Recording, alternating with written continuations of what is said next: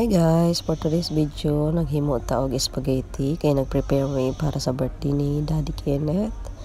So mao na ang atong handa. Simple lang ni nga birthday celebration kay naamang ko duty. So naghimo sad mi og chicken macaroni salad. So first time ni nako maghimo ani, so I hope nga okay ni lami siya.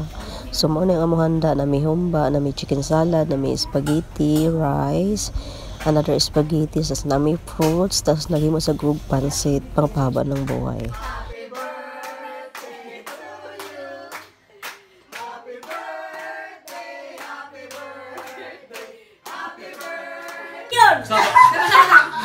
Wasted wish. 1 million. Na matupad ang wish ni Kare the best.